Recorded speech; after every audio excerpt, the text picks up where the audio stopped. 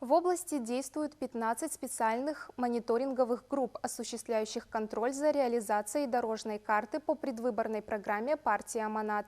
На объектах, включенных в дорожную карту по всей области, имеется 53 пункта партийного контроля. Задача партии – контроль за своевременным выполнением плана, освоением средств бюджета, соблюдением условий труда. Так, участок дороги от Петропавловска до границы с Курганской областью начал обновляться в 2017 году. Из-за длительной судебной тяжбы с подрядчиками работы были возобновлены только в текущем году. В настоящее время этот объект находится на особом контроле у партии «Аманат».